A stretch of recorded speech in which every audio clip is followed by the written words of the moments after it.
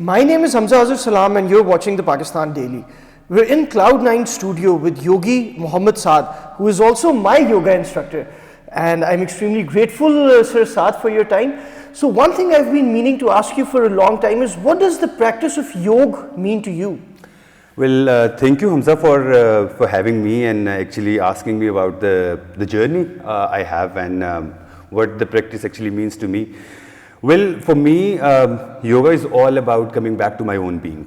Every single time I feel ungrounded, every single time I feel that I'm not up to what I expect myself to be, I just grab a mat, find a calm place and just practice yoga. So that's what yoga is for me.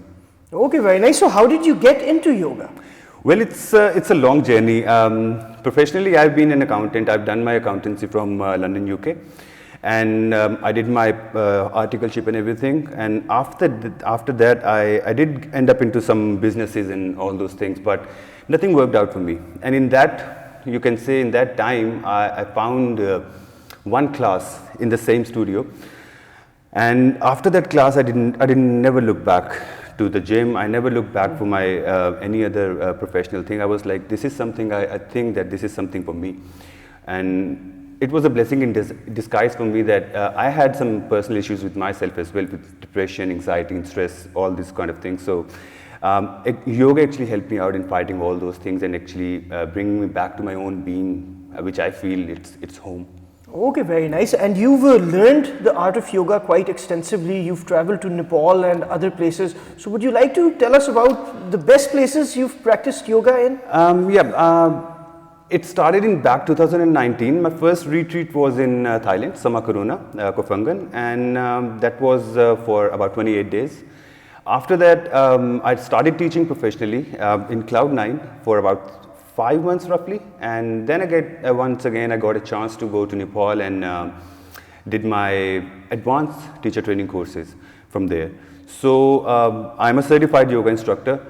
The places, I'll say that every single place where you go, it's all about once again to connect to your own being. So there's no good place and there's no bad place. So wherever you go, kahin pe bhi ja rahe hain, you go to Nepal, you go to Thailand, you go to Malaysia, there are ample of different countries offering all the kind of yoga you ever heard of, yin yoga and all those power yoga things. So wherever you go, it's all about that you have to connect to your own being. So it's not about your surroundings, it's not about the people you're practicing with, it's all about how you feel when you're practicing yoga.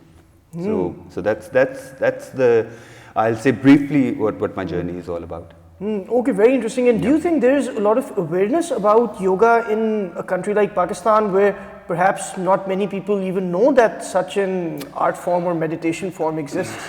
Well, to be honest, I'll say that there are people out there who've been teaching in Pakistan for like 15, 16 years, but nobody knew about that. Nobody, because what happens is that we end up being a Pakistani, we end up, putting it with some other things, like we affiliate with it with some other things, especially the myth that there is that it's a Hindu practice. Right? So whenever you hear about yoga, people are like, oh, it's a Hindu practice, or you're chanting mantras or all those things. But to be very honest with you, the first day I did this practice, it's nothing like that.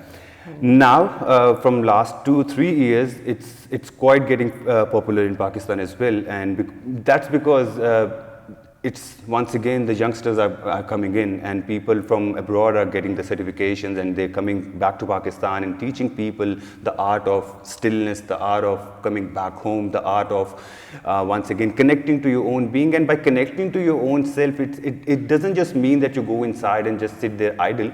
It's not that. It's more of that connecting to that higher power, that the one who has created each and every single thing you're surrounded by, right? So those are the issues because of which we are not, I'll say we're not up to the mark.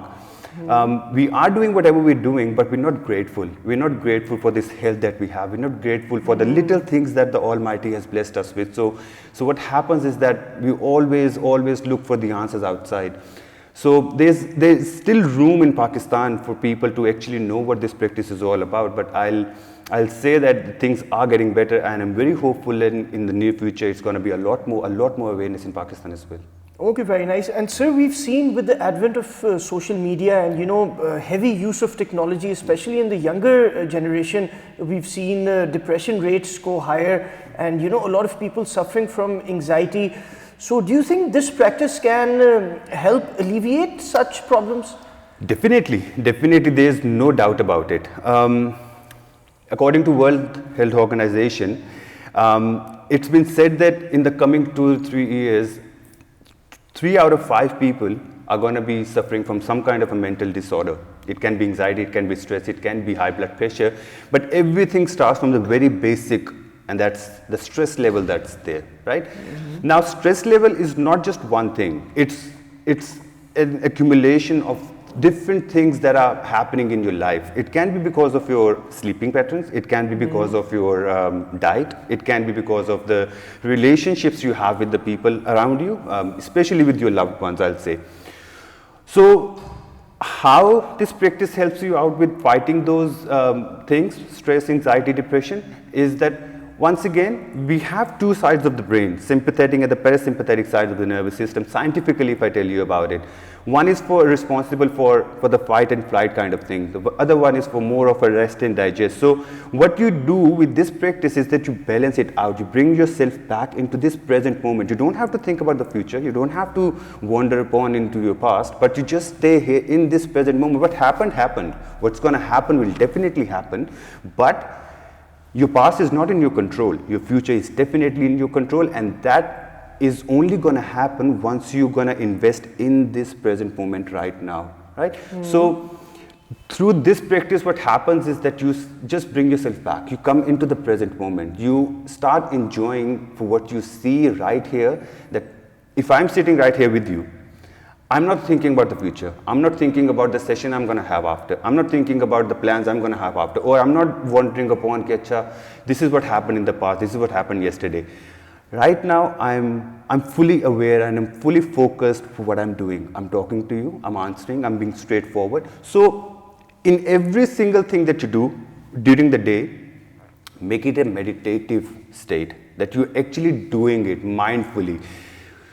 It's a very, if I give you a very brief example, whenever we eat, whenever we on the table, dining table, if you put on the TV and you eat, you would never know how much you've eaten, to be very honest. You have to be very mindful. You take one bite, you enjoy that one bite, you chew it for about 30-35 times, you taste each and every single ingredient in there, the spices in there, and then you become grateful that what kind of taste the Almighty has made.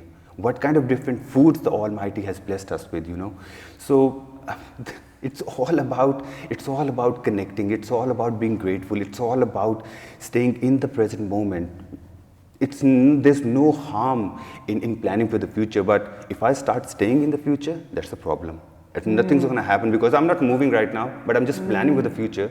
Nothing's going to happen. Even after 10 days, when just thinking about it, I'm not moving. What's the point? So I work today for the future, planning for the future, but I'm going to work today, I'm going to move today so that I can make my future better, right? So what about the past? The past has already gone by, right? So from the past, what you can do is you think that the mistakes you've made, you're not going to do that again. You learn from those experiences and you try not to fall back into the same old patterns you had before, which actually you can say disturbed you or made you in the state you are in. So you just try to find that balance in between, and you try creating an atmosphere where you just try staying in that present moment. So that's, if you start practicing mindfulness, if you start becoming conscious, if you start becoming, you start staying into the present moment, things start becoming easier. They become a lot more, you can say, you start understanding of what your inner gut is asking you to do, or it asking you to go for. Okay, very nice. And sir, in the end, I'd like to compare the classes I've had with you, which is why I've enjoyed your classes more than other classes, is that in the end you have a guided savasana for your students in which you talk about certain things, and you also use different props like a singing bowl, which we have here. So would you like to tell us a bit about savasana and how you formulated your own yoga style, I would say? Well, it's all about the authenticity, I'll say. I don't want to copy anyone. I don't want to say anyone else's word. It's just what comes to my mind while I practice yoga and I lay down into Savasana. And I just become grateful of the movement that I created. I become grateful of the breath that I have, because this one breath that I have is helping me to move and helping me to do whatever I'm doing in my life, right? My relationships, my work, whatever I'm going to do in the future, whatever I've done in the past, whatever it is, every single thing is a blessing of the Almighty. And a better blessing, or not a better, I won't say better, but something to be more grateful of is that actually the Almighty has given you a chance to actually teach the same thing to the person who's in front of you, my students, my practitioners. I'll say practitioners, not students, because each and every single person who is there on the mat doing the practices that we do, the asana that we do, the postures that we do, you all are unique in your own ways, you know. I'm unique in my own way. There's no comparison. The only comparison you have is the comparison you have with your own being for what you were yesterday.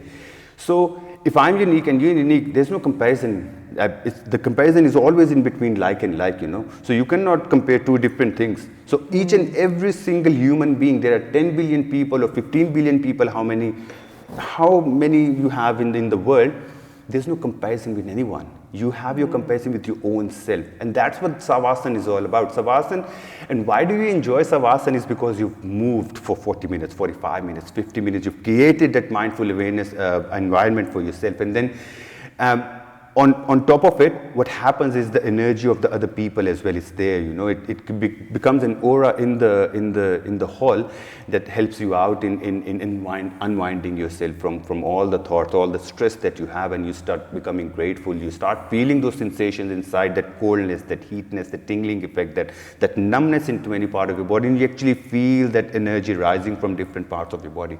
So that's what Savasana is all about. And Savasana, in simple terms, once again, it's more of a dead body posture. And if you just for a second think about the day we're going to leave this materialistic world, we'll be laying there in our home, which is going to be forever. Yeah, we're going to be in Savasana for the longest time. So it's just an experience for you to stay there into that state for about 5 minutes and just imagine what's happening, you know.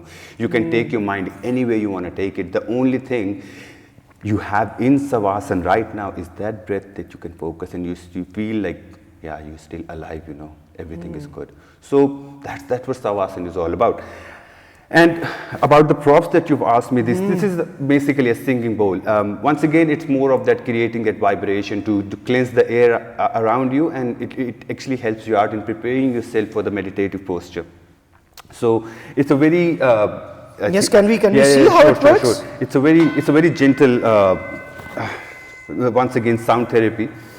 It's a handmade thing. I bought it from Nepal. So it's nothing haven't got to do anything. You just go round and round onto this bowl and you start creating that vibration.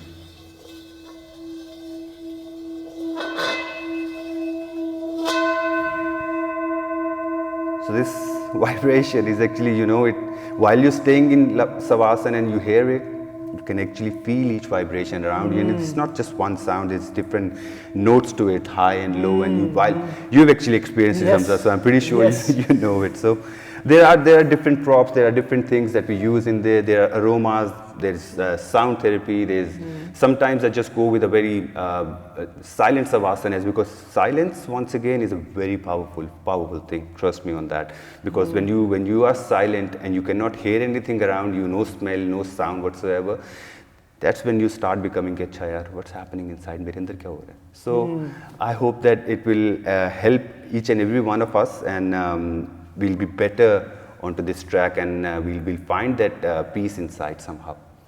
Okay, very nice. Thank you very much for your time, sir. I'm extremely grateful for this interview, and I'm excited about the class we're going to have in a few minutes. Thank you so much, Hamza. Thank you so much for having me here.